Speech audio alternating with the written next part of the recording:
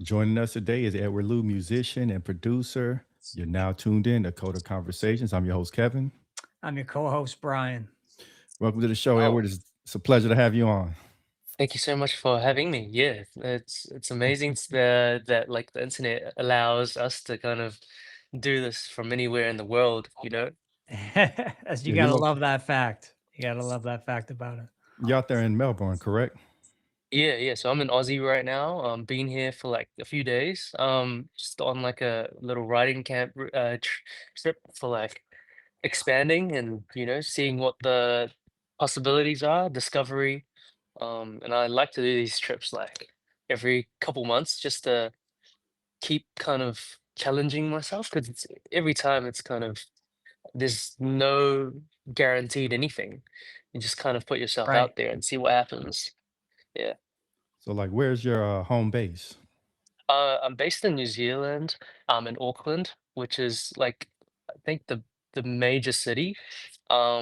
Yeah, it's quite small compared to everything else. Like first thing I noticed, buildings are like bigger, and same with like LA, like just huge compared to New Zealand. You get back and it feels just like a little secluded city Yeah, New town. Zealand is like, a lot of really wealthy Americans have property over in New Yeah, Zealand. oh for sure, for sure. Like music supervisors, yeah, a lot of high profile people with some really nice property in New Zealand. It must be Cool. nice. Cool, yeah, it must be nice. Cool place to live, yeah? Yeah, for sure. It's great if you can afford it, and if you can't, then it sucks. Yeah. That's But I like think that's LA. the case everywhere. Yeah, Yeah, literally. that's like It's LA. like It's if you like can a afford beautiful it, it's city, yeah, but yeah, you need the money. yeah. I think I did like a hike in where was it? Calabasas or like Oh, yeah. yeah, yeah. What is it called? Up in the hills. Malibu. Oh, Malibu. Yeah, yeah, yeah. And man, there's just some nice. There's Beautiful. mountains on mountains and mountains. It's beautiful over there. Yeah, definitely. Yeah, I miss Yeah, LA. I spent a good about 10 years in LA in my 20s.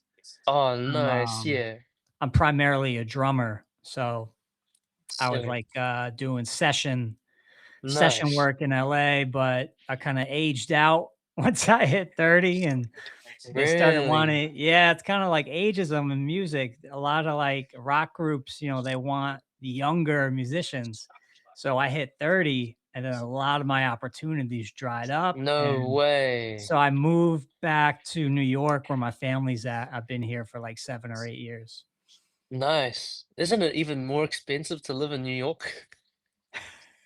Yeah, Oh it's man. pretty insane. It's Yeah, pretty insane. Yeah, I've New seen York, like LA. vlogs. Yeah. Yeah.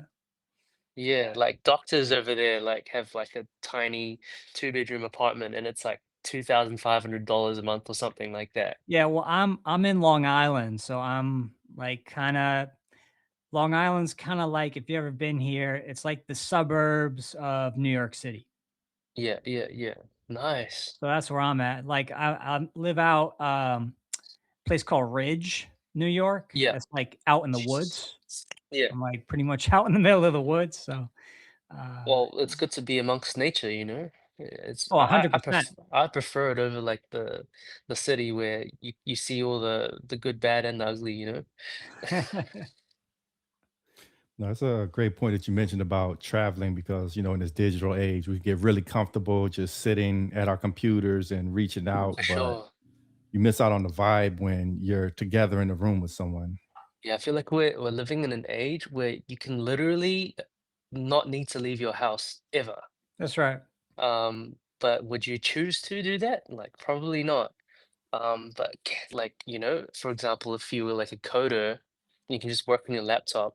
You could literally just stay in your room 24/7, 7 days a week, 365 days a year. Probably would be really bad for your health physically, but it's possible. It's You have those doable. robots that deliver the food. You got couriers that deliver to your door. You literally just live at home permanently. But again, it's like you're lacking a lot of the vital things that we would have to do back in the day, like because of lack of technology, like back then before texting, you'd have to like send the freaking mail and you'd have to leave the house, you know? Absolutely. So like with you traveling, what have you found like meeting in person that you can't really get just from, through the internet? It's for sure it's energy. It's like the same as what I was saying before we started this, like seeing a comedy show, it's always funnier in person. Yeah. Um, and I think you can feel someone's energy and you can feel the audience's kind of like laughter and it just it adds to the vibe. It's like seeing a live show as well. It's like it's always better live than recorded. Um, I feel like yeah, it's the energy.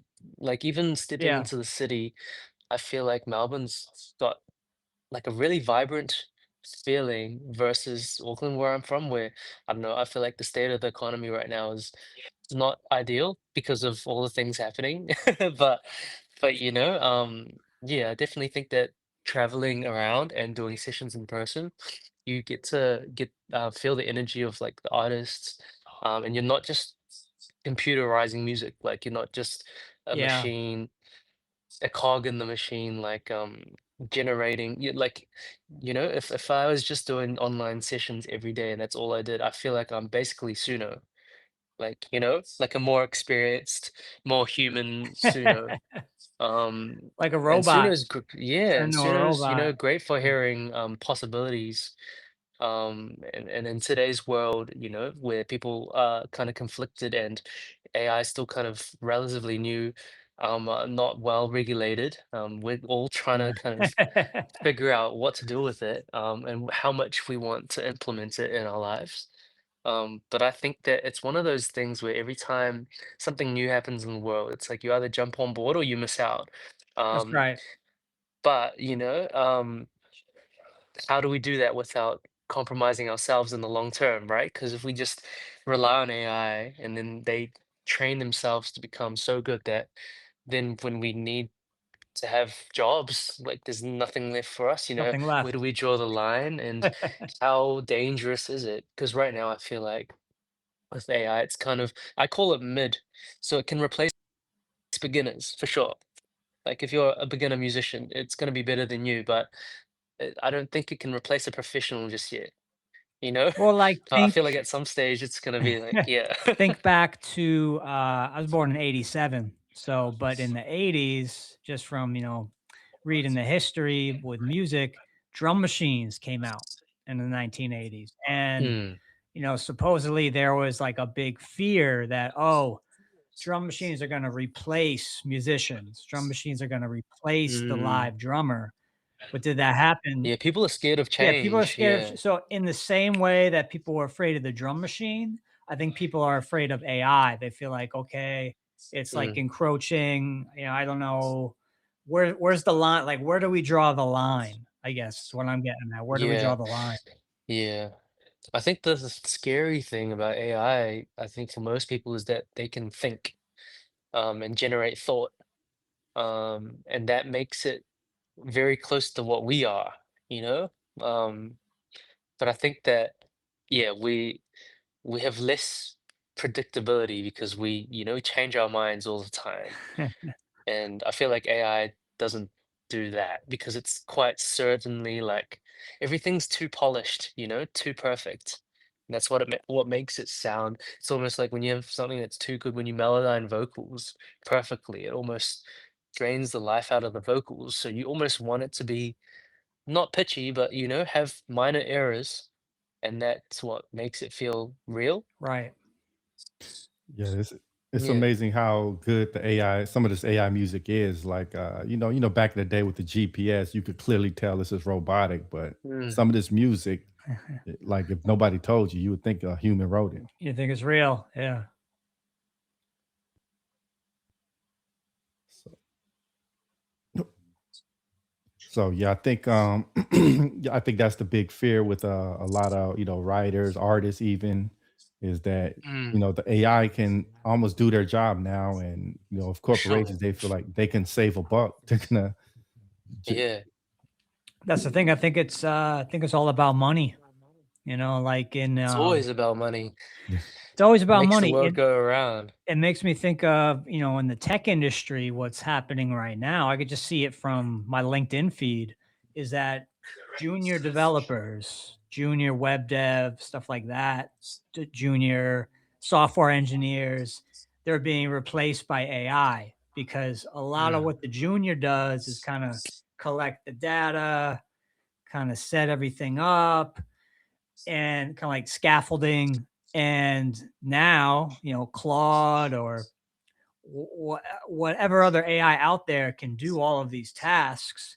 So the company looks at it like, okay, Jimmy costs us $75,000 a year as a junior developer, but we could just use Chat GPT Premium for whatever that costs a month, and we'll replace him. So I think there's a lot of that going on right now, which is a oh, little for sure. scary.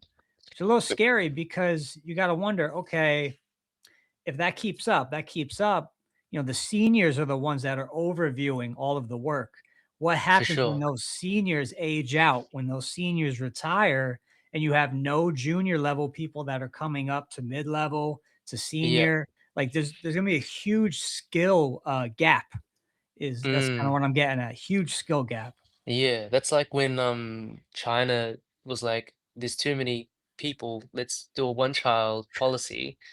And then 30 years later, there's nobody in the young age range to make, more kids. And there's like so many males and not any females. There's this, yeah, when it solves an immediate problem, but it creates a longer term problem.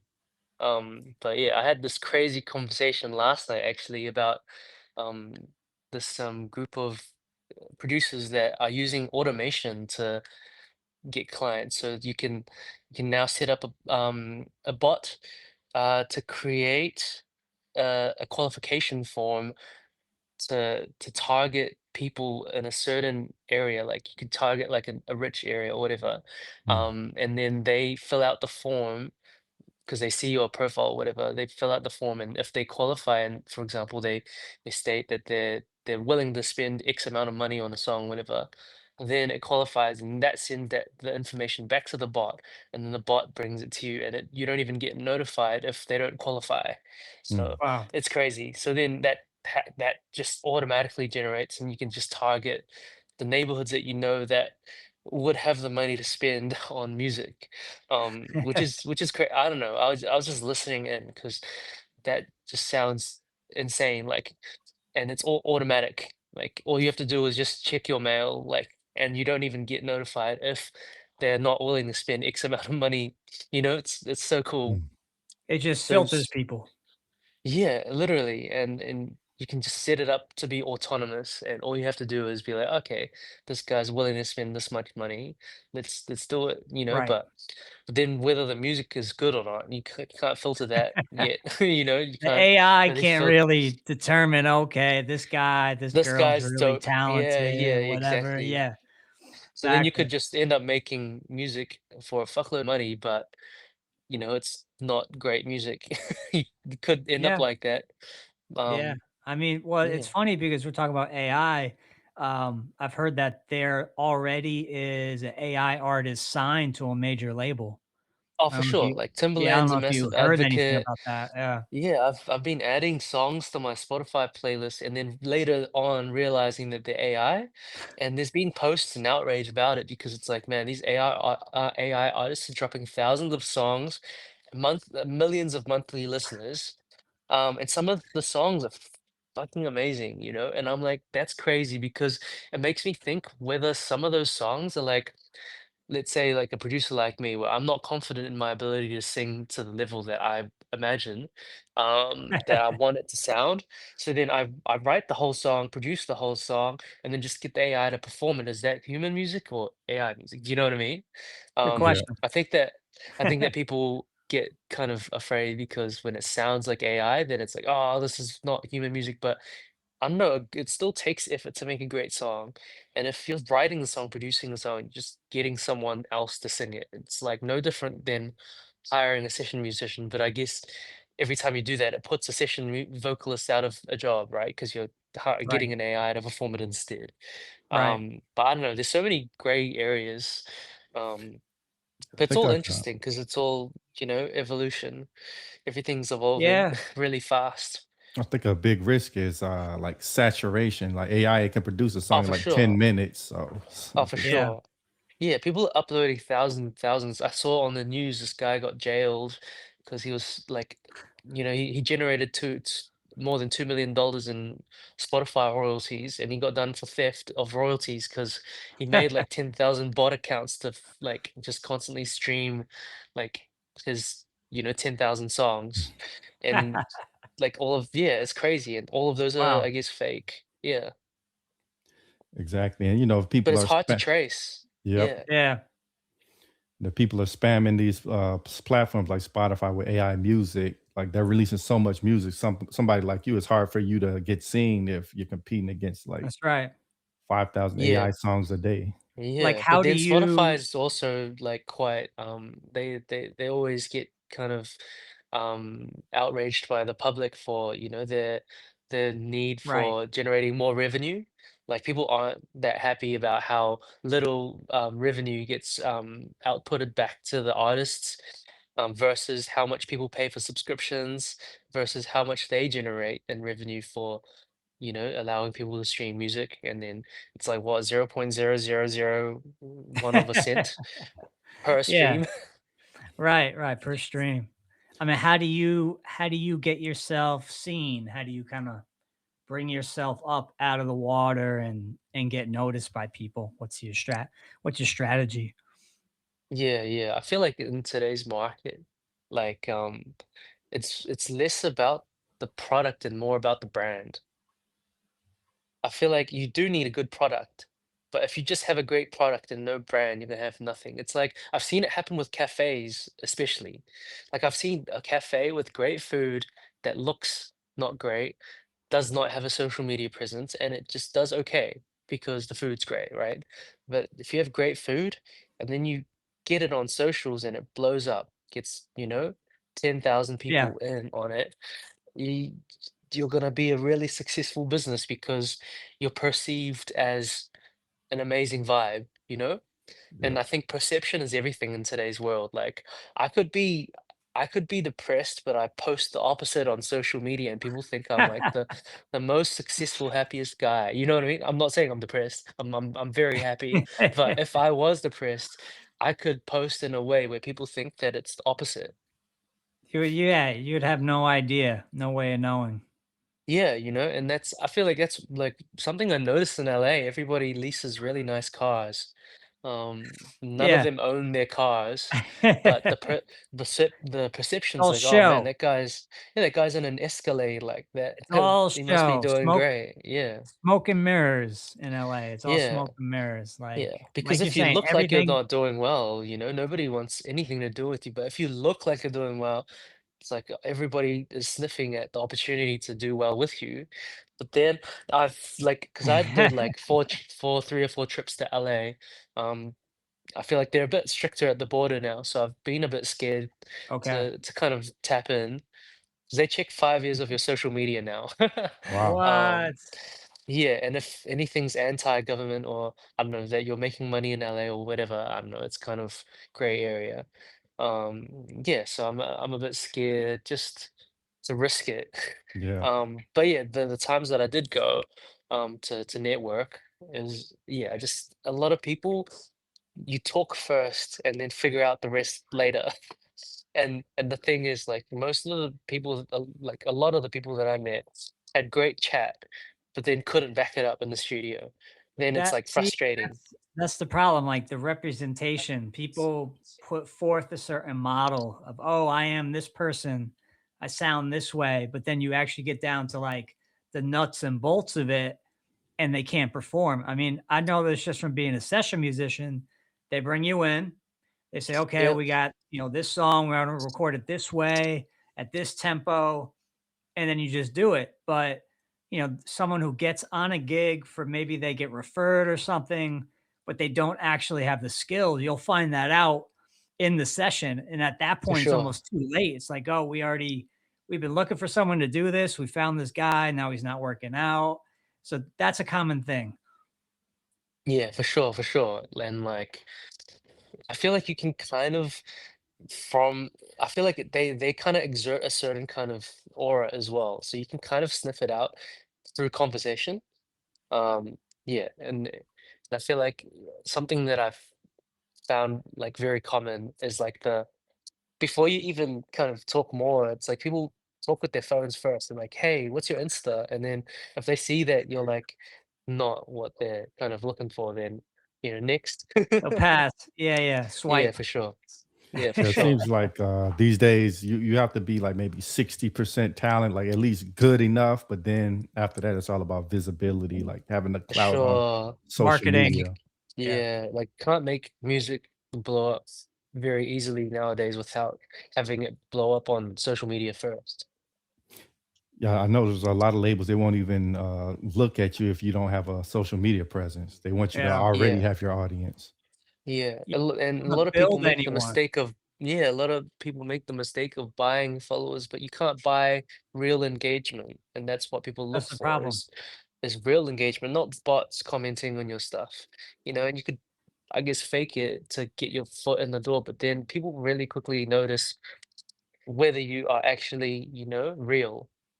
Right. Like, let's say you buy 1,000,000 followers. I don't know what that would cost, but so then you kind of get on, okay, Sony's looking at you, Universal's looking at you, but then they actually dive deeper, get an Yeah, expert to look at your account and they'll realize, oh, yeah, okay, this guy just bought all of these and the engagement's not real. He's using bots. yeah, Let's exactly. And then drop you're this done. guy at that point. Yeah, you're done. Your name is ruined at that point. Yeah, for sure, for sure. So, like in terms of making money, I know like Spotify, the streaming platforms, they don't really compensate the artists that well. So I think it's now what more about touring and you know, can you sell directly to the consumer now? Think I don't know, because I'm a producer, I think a lot of it is just building portfolio and stacking royalties. Um, I think passive income is like always gonna win because it's like, yeah, you build a massive portfolio. A lot of people get too caught up in charging up front, but in a lot of circumstances, if you're instead of working with already established artists, if you're the reason that someone like blows up and you have a master cut, you're gonna generate a lot more than what labels would give you. Oh Right. wow. So like what are some tips on actually like negotiating contracts with artists like you just mentioned that sort of deal? How do you avoid getting taken to the cleaners as a producer and making sure it's fair for both sides? Honestly, everybody does things differently, eh? I think the most valuable thing is knowing where to draw your line. Like, what am I not okay with? What am I okay with? Yeah. And then Yeah. trying to find like that common ground with the artist is really important because you want them to not feel like shit after the deal too. You don't want Yeah. to take them to the dry cleaners, you know? What's your favorite artist that you've worked with so far in terms of production? Oh man, the best singer that I've worked with so far is probably Devin Velis. So he was on tour with Teddy Swims Okay. in I think man October or November and in New Zealand and he had like seen I think something on my TikTok earlier that year and I had seen his reels and he's an incredible singer, probably like the cleanest he sounds insane runs. Um, Yeah. yeah, like he's got like built-in auto tune, that guy. Um, yeah, it's insane. But yeah, when I saw that he was touring to New Zealand, I was like, dude, we got a link, and he was like, yeah, definitely keen, definitely down. So we Right. we got in, and yeah, wrote a song in a day. And that was a day where his whole team was going doing tourist things. So he gave up exploring New Zealand to kind of do a session, which is really, really cool, To and work I'm with very you. lucky. Yeah, Yeah, wow. and That's that went awesome. viral. Yeah, I think I posted 3 reels and all of them went viral, and then the Wow. song got like I think it's over 500,000 now. Um, and that like just really boosted his kind of monthlies as well, monthly listeners, and yeah, and then super easy to work with. Like I think he's coming back in March before. yeah, there's like a week that I blocked out, and we're just gonna make like 4 more songs and Oh do wow. a bunch more live streams, try, make some viral moments happen, and then that'll probably really give him a massive boost as well, which is, the goal to, because I feel like yeah, I haven't broken him yet. I think he's got the potential to really like take over. Because he hasn't released Yeah, much original music, but he's got a crazy voice, crazy like great at songwriting and writing melodies as well. Um, that's but huge. I feel like he's a highlight. When I think of someone that I've really enjoyed working with and I think he's incredible, that's the guy. So, like, what are some traits of somebody that you actually like working with versus somebody who I'm not going to work with them again? Attitude, personality. It's actually the things that are like non-musical are the things that make me want to work with someone. Is like, what? Personality. To, Yeah, yeah, are they gonna talk down on me? Are they gonna think like want to prove a point? Like, there's no point of doing that because if you make someone else feel like shit in a session, how do you think the music's gonna turn out? exactly. But if you make someone feel great and like when I was in LA, I went. I think I had a session inside One Republic's bass player's mansion. I can't remember his name. I think it was like Tyler or something, the bass player. Mhm. It was like his holiday mansion. And he had like 5 mansions. His smallest mansion. It was like a castle. I think the Oh my running cost god. like insane, like 150K just on utilities a year. Um, Wow. So what is this like in Malibu or Hollywood Hills? nah, it was yeah, Hills, and Hills. the guy, the studio manager, he's actually a Kiwi, and he was telling me how like they would do like a barbecue, go for a swim in the pools, have some drinks, and then at the end of the night, if they feel like making a song, they'll make a song, and that's how they come up with some great stuff, Like they'll play cricket on the lawns, and then at the end of the night, after everything, they'll be like, "Oh, should we have a jam?" And then they'll Right. make some crazy shit like that Top Gun Maverick song that hit a billion streams. That was, circumstances like that create non-pressure environments where you can just create and everybody's having a great time and everybody loves each other. And that's where I feel like great music comes, is when everybody's on the same vibe. But if Yeah, I you think are like, let's ultimately make a hit, if you're like, let's make a hit, dude, there's nothing more pressuring than that. Like that's instant kill the energy. Let's make a yeah. hit. Let's make something great. Ultimately, I think, yeah, what you're saying is rings true. The personality. If someone has a poor, lackluster personality, kind of boring, what do you think the session's going to go like? What do you think Yeah, their literally, music's going to be like? If they're already bored, they're bored with yeah, their own music, then how for is that sure. going to translate once they actually link up with a producer like you?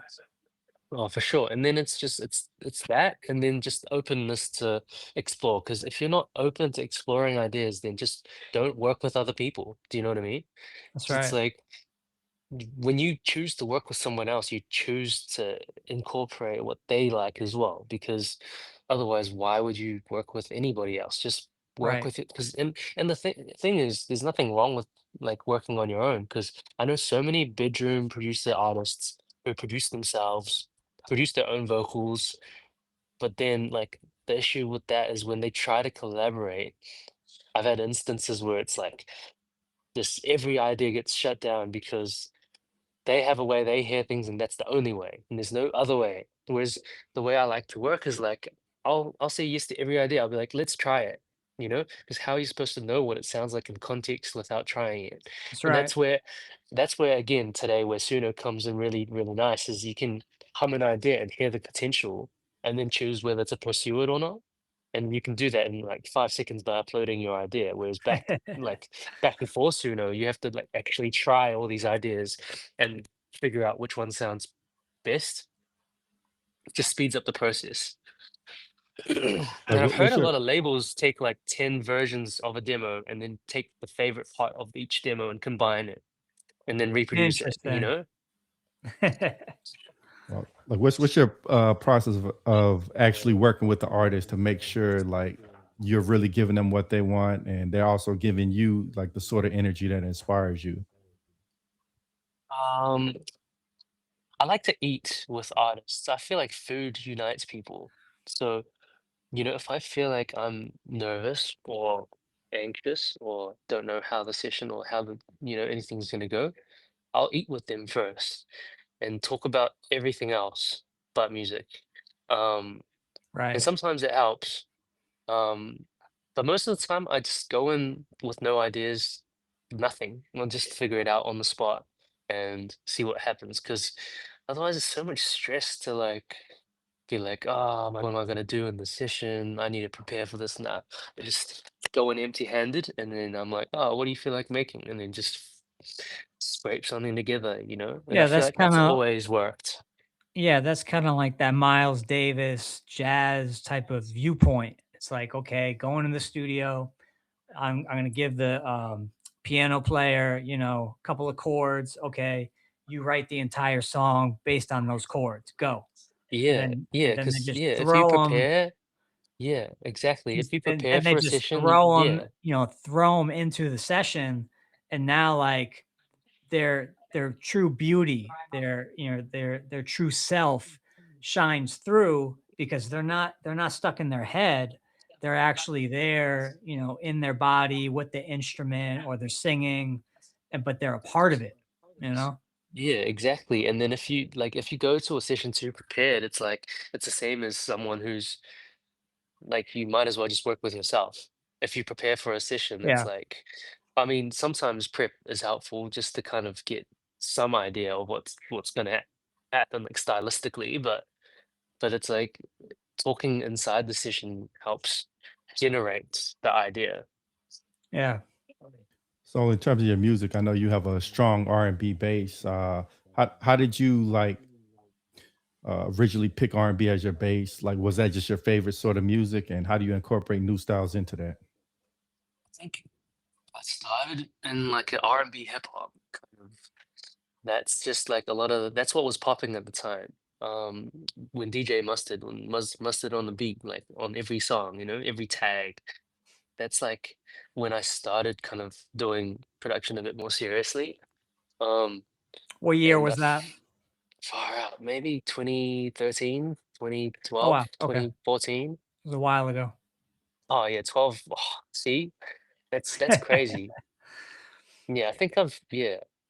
But yeah, back then it was just like the 100 BPM, have like a bass line, a snap, and some trap hats, and like a little plucky sound, like that was just every song for like the 4 years consecutively on the charts. Um, yeah, so that's the kind of stuff that I kind of originally started on, and then it was like, what else did I listen to? Yeah, it was a lot of that stuff. R and bass is I think that's what it was called, R and bass. Um, and then it was like incorporating, I don't know, like house music. Um, and then I got introduced to like, I don't know, like Swiss beats, like all the OG. I grew up on Ryan Leslie as well, and that's the real organic kind of music sound, R&B as well, kind of. And then it's kind of blending the both. Yeah, but that's kind of where it kind of started. And then at some point, I had to make the realization that because New Zealand's an island country, reggae Yeah. is like the biggest genre. So I just started doing reggae, but adding R&B into it. Um, and I feel like that's what's generated the most revenue for me actually is reggae. And it's funny because That's in New Zealand, funny. it's like just make reggae. That's Um, funny because I got a buddy, he owns a recording studio in downtown LA, and pretty much he's exclusively does reggaeton and Spanish hip hop. That's mm, like 99% of what he deals with. And it's like yeah, it really seems to be popping off, at least like on the West yeah. Coast in LA Oh, and for places like sure. that. Yeah. I guess it's like what community you decide to align yourself with, right? Because then, yeah, if you take the same song and you go to different countries, like there's some countries that just won't like it, because different Yeah. communities. But for sure, for sure. Yeah, different regions definitely have different sounds, and I was especially more prevalent before the internet really blew up. Like the West Coast, they had the G Funk sound. New York had like the gritty, grimy. The South was more club based. But I think with the internet, a lot of that is in a way it's sort of going away, and For sure. because you can kind of your ideas just spread at the speed of light due to the internet. So Definitely, definitely. so like what do you see as a sort of sound of the future? Like what is really trending now? Think that in the future, every genre is gonna blend with every genre. And it's just gonna be like you hear every genre inside every genre, like even now. So I think the future is like, I guess every genre like that exists now will have everything else in it too. But there'll be like a predominant genre and then a million subgenres. That's how I feel like. Yeah, And then it's kind of like baking a cake. If you can get the right amount of each genre in the cake, then you could create your own genre, right. by it's like how much indie do Kind of you want like in this? How much like real drums? you How you much create your own jazz? lane. You get in your Exactly. own lane. And Yeah, I think that's really I feel important. like the people that do the best are they create their own niche. Like McGee, like crazy. Like he has his own sound. Do you know what I mean? Like, yeah, it's insane. And like Pharrell Williams, again, Oh own yeah. sound, like that signature sound. Yes. And I feel like Or it's like just, Timbaland. yeah, it's just the beat. When I think Timberland, I think beatboxing, you know? It's like immediately there's a sound that you can think of what they do. Yeah. So for sure, for sure. So like what would you say like are the calling cards to your sound? Like if somebody heard your beat, they know it's Edward Lou. Oh, that's a good question. I think I don't know how to answer that question, but a lot of like my friends and my clients and my artists, they said they can hear on the radio if they hear an Eddie song, they know it's an Eddie song. But I don't know how to describe what my sound is. I think yeah, I just think of it like I like listening to R&B soul, so I'll blend that with whatever I make. I do have like Right. sounds that I generally like going to, but I couldn't tell you exactly what my sound sounds like. But yeah, I don't know. I feel like it's an ongoing journey, and I think at some one day when I hear all my stuff, maybe I'll be able to describe it. But I played this game with my girlfriend, and I basically played her 5 songs, and I was like, which one did I produce? She got it right every single time, Wow. and she didn't hear a lot of my work in the past. Um, because that was like a month into the relationship I played that game with her. So she had probably only heard of my music and my work for a month. And at that stage, yeah, we played that game and I would have done like 10, 20 different tests on her. And every single time, like 5 different songs, only one of them I produced and she got it every time. So Wow. there must be something there, yeah. Like you have a certain calling card. Yeah, it must be because otherwise, how could she get Yeah, it? right, right, right. That's an interesting point you brought up about genres mixing because like you listen to country now, it has a lot of hip hop, like A lot of the bass. 808s. Yeah. Yeah. Yeah, yeah. And now hip hop artists are doing country Shabuzi. songs. Yeah. Boozy, yeah. So yeah, that's really interesting. Like what are some genres that you haven't really mixed in yet that you want to experiment with in the future?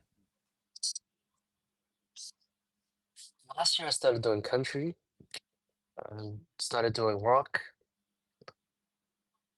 I don't think I'd get into metal. I think maybe like more Yeah. film scoring stuff. I feel like it'd be sick to do like a Black Panther movie? And like what about jazz or jazz fusion? Any interest in Yeah, those I feel styles? like that kind of blends into soul. A lot of Yeah, soul music incorporates a lot of jazz. So I feel like that's already there, because R&B is already rhythm and blues. It's already incorporating jazz. So, right. even some of the OG genres already like they're already hybrids. You just like making more hybrids with hybrids. So I know you're probably like quite popular where you're at, but like where are some of your other big fan bases at across the world? Australia is a massive music base where everybody like there's a massive audience in music. And then there's a lot of like Southeast Asian countries that just ran in islands that are like have huge amounts of like listeners and audiences for my live streams. Yeah, but every time I do a live stream, there'll be a point where I'll be like, "Where's everybody from?" And it just feels like the whole planet's in there. Like it'll just be like the chat will go crazy, and it'll just be every country I can think of. Um, and I'll be like, "Damn, I didn't expect Alaska to be, Yeah, or right. like Nigeria, It's crazy." But I'm still kind of new in that sense. Like my social music media only started taking off last year, so I'm still kind of figuring it out. Um, I still feel like a nobody, and I still get like imposter syndrome. I still get anxiety Yeah. about, can I sustain a career in music? Like, and from what I've like kind of understood is like everybody gets that. Every musician gets that. It's like, fuck, am I out of ideas? But you kind of have to embrace it and just kind of keep rolling forward because when you stop, that's when everything stops. Yeah, I know for me, I create video game music, or they call it chip tune. It's like Mm. stuff that sounds like it's made on like a Game Boy or a Super Nintendo, Mm. Genesis, that kind of Yeah. stuff. It's it's tough because I used to write a lot and I would write like all night. I'd stay up all night and compose.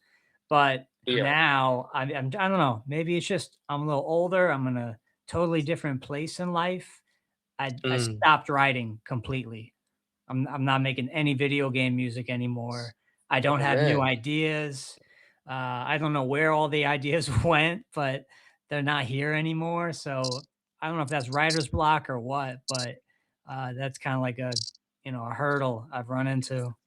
Yeah. And sometimes people change career paths as well. Like because I've met like 40-year-olds that have had like four different careers in their life and done well in all of it. Like played rugby, been an insurance broker, and like became a singer, like, done different things, worked in different industries. And I feel like the beauty of in today's world is like you could at any point decide to do something new and be able to do it.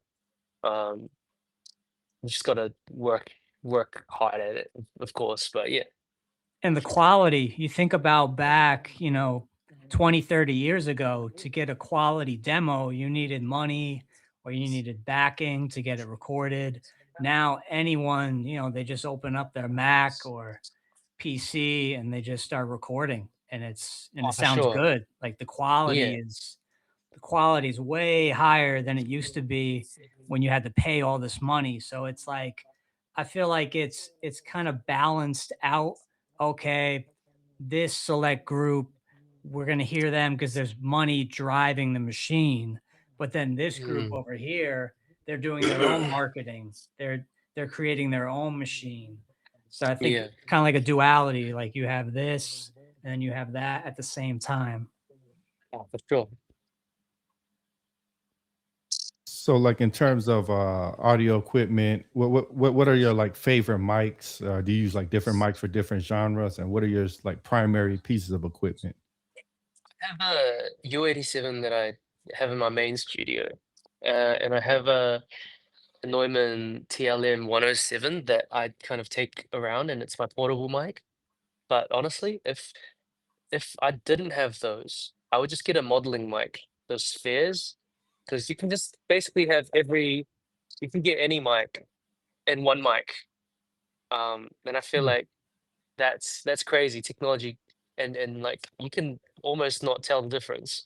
And the price difference is crazy. It's like uh I don't know, $1,000 or something, and you get every mic in one mic. It's crazy. Yeah, no, that is insane. I have heard about those. Do you find like mics really make that big of a difference, or is it pretty much like once you get past this quality, the average quality, it's not that huge of a difference? Is character. I think characters, it's like the way people describe mics because it's like you can't really pinpoint what's different. It just Right. sounds It's different, you know, different. it It's has different. a different character, gives a different vibe to the song. But yeah, I feel like when you spend more than a certain amount of money, it's like you're paying for the character, not the quality. I think if you're paying Yeah. under like $500, you can tell that it's like it sounds cheap. But then when you spend more than like $500, it starts sounding like just different in the sense of character.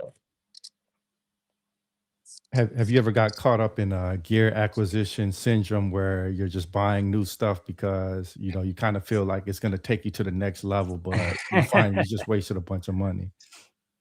Um, Man, honestly, the last time I did that was probably high school with headphones.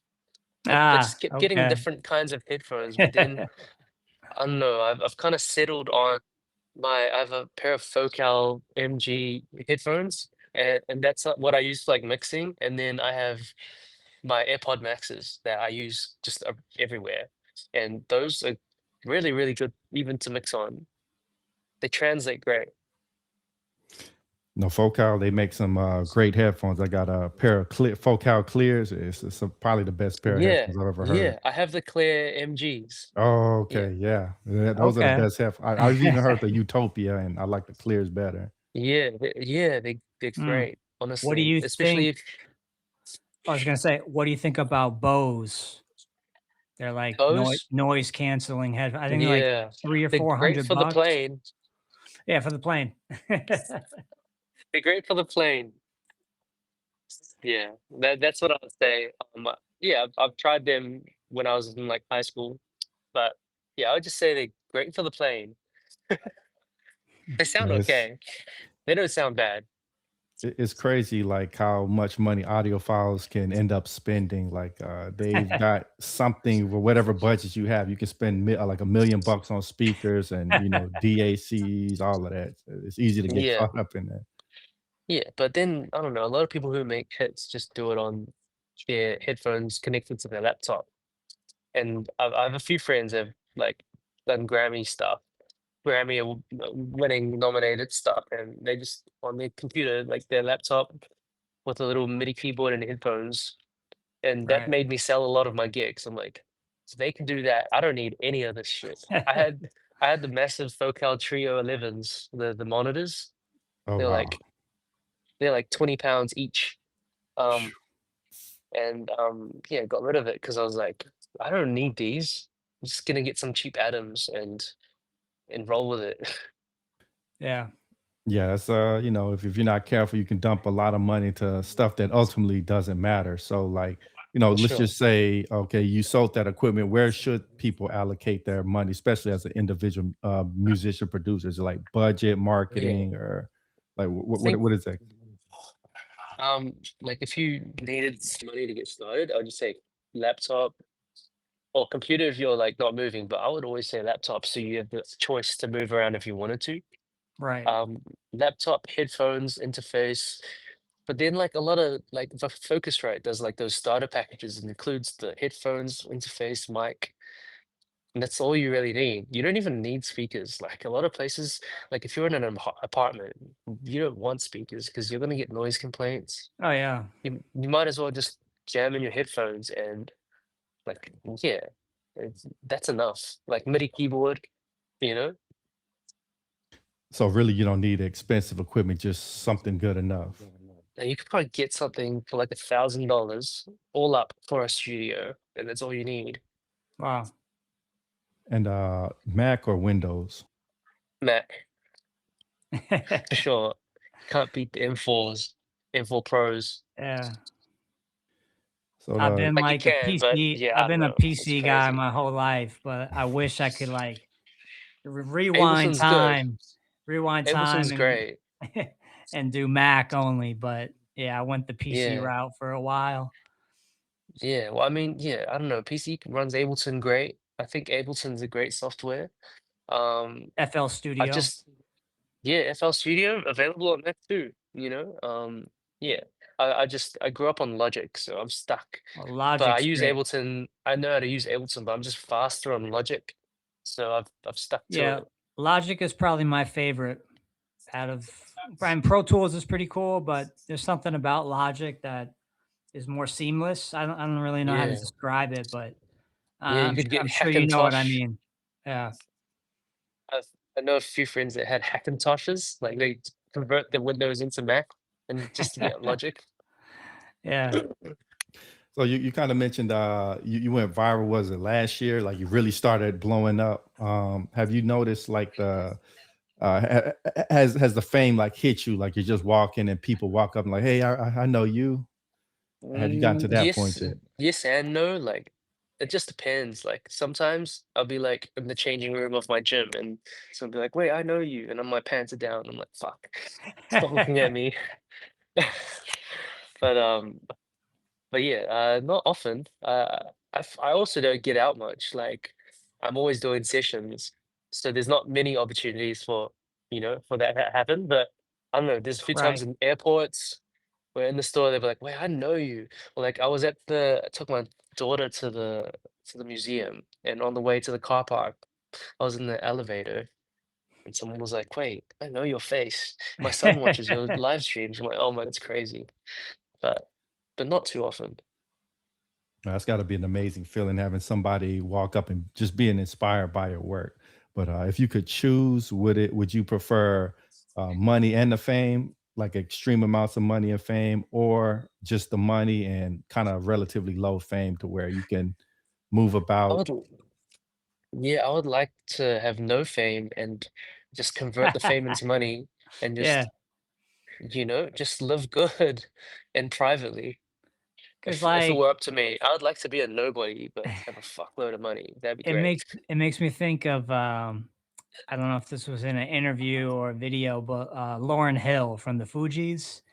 She Mm, said, she said, okay, before I got famous, I could just walk out, go to the store in my sweatpants, no makeup on, just go grab a Gatorade or whatever or Sprite. mm. And once she became famous, then it's like, okay, I gotta prepare for people taking pictures of me or people wanting my Yeah, it's crazy. autograph or like, just Yeah, once you hit that level, there's kind of no privacy. like genie out of the bottle. Like you can't put the genie back in. People know Yeah, you, people want to get close to you. It's got to be a weird feeling. yeah. And then if you do the wrong thing, your career could end. Yep.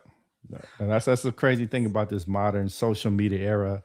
You do one wrong thing, it's spread across the world, and it's just there forever. Done. It Yeah, persists and on you the could internet. get rage baited into something, and then they just film the part where you react, and there's no context, and people just see your reaction, and they're Yeah, it's just like, "Wow, bad. this person's horrible." But then, if they rewinded 2 minutes before that, it's someone else doing something crazy to that person.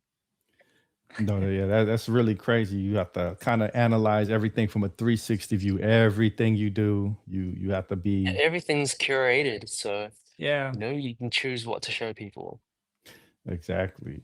But I mean, I guess the flip side is you can also blow up if somebody sees something they like, and now you're multimillionaire because you just went viral. Oh, for sure, definitely. So, like, before we get out of here, who are some of the artists that you haven't worked with yet, but you really want to work with? Oh man, last year I really got into Amelia Moore and Sailor. Like those two, I love my female R&B artists. Um, yeah, like Sailor, really, really dope. It's like playful R&B with like cute sounds. And Amelia Moore is just real edgy, crazy vocal abilities, kind of like Devon Devon Neville runs, like insane. I've seen like live clips of her. I'm like, that's crazy. And she's fairly new as well. But those two are like some of my top. Yeah. And then maybe like Kaylani, but she's like goated already, I feel like I find more passion in like artists that are still reaching their peak. Yeah, Because then like I could be the reason that they peak. that's right. But like it's hard to like I don't know, work with someone who's already peaked. Then it's like or at their peak, then it's like you can't really make more impact. Like Yeah, I can how see much that. like I can't make another folded. Like I feel like I couldn't top that, self doubt. It's like so much pressure. So like how do you actually reach out to these artists to work with them? Just hit them up in Instagram and like, hey, I love what you're doing and let's work. When I have like my default kind of circle in New Zealand, and then when I go to other countries, I call it discovery. So I kind of ask around, and word of mouth kind of goes around pretty quickly, and then I'll kind of see who I'm interested in, and sometimes people will recommend me to artists, and then I'll just kind of see, and we'll do kind of like a chill session, and then if it goes well, then made a new friend, and just keep it going, and just try to keep expanding, and try to do like 4 trips, at least 4, maybe 6 or 8 trips a year, and just keep building the circles. And that's really good for building kind of the business as well. So like you kind of mentioned you do a bit of traveling. Like how do you make sure that these trips are profitable? Let's say you just pull up in a new city, you're not just having like a vacation, you're just chilling in, but you're not really getting work done. Like Oh, how are you I make a Google sheet, but I'm not trying to make profit. I do these trips just to see what happens. Yeah, Um, but I like the book it the out. creative Like yeah, the I do creative like 2 side of it sessions all. every day. So by the time I get back to accommodation, it's like midnight, and then I wake up again 8 a.m., start again, and then yeah, a lot of it's traveling because I don't drive around here because the public transport is pretty good. Um, but yeah, it's unpredictable. I don't really know what's gonna happen, and then it just always works out. So I just keep doing them. It's awesome. I don't go in with the expectation to make money. I go in with the expectation of meeting new people. Hmm. So like what city has had like an amazing vibe that you can kind of see yourself staying there for a while and it's really like influenced your music? Hi, Melbourne and Sydney. Just Aussie is great. Like I'd live here. But Brian, did you have any closing questions? I like to ask people this every now and then. If you were Mm. to go back in time, right? And you could meet yourself at, age 14 or age 16 before you really got things going, what would that main advice be? What would that main tip be like, hey, watch out for X? What would that look like? Think the main thing is to not be so precious over ideas and songs and deals. I feel like getting stepped over is kind of part of the process of understanding how to do business.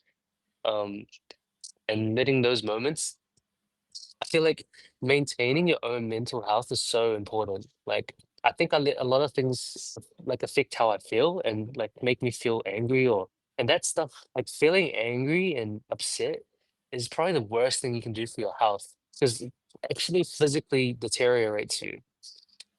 So I think I Right. just tell myself to not care so much because it's like I'm not afraid of losing songs because I'm like, I can just make another one. I've infinite ideas in my head, so I could literally wake up every day and make 3 songs and it's fine.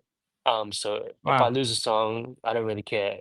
Like I make demos fun, like you know what I mean? Like I think I just took things too seriously because I wanted it so bad, and I still want it bad, but it's like anything that costs my peace is too expensive. So I just yeah, just take it day by day, and if I didn't get anything done today, try again tomorrow. But at least I go to sleep feeling peaceful and happy. It's still a work in Awesome. progress. Like it's not perfect. Everybody's Yeah, gonna feel like shit sometimes, but for sure. it's like Yeah, trying to not let things affect you.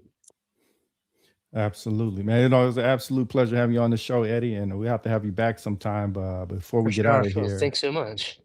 did you want to leave our audience with any closing thoughts and where can everybody find you at? Yeah.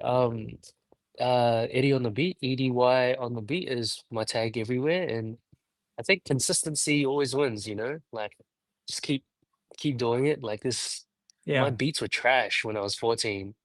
Um, and sometimes I still make trash beats sometimes. but just I don't know. If you do nothing, you're guaranteed to have nothing. But if you do something, then there's a small chance or a big one that something might happen. So yeah, Yeah, that's great advice. Amazing. thanks Well, for having me. oh, it was Yeah, an man. absolute pleasure. And we'd like to thank everybody for tuning in. We'll catch y'all next time. All right, cheers. Have a good one.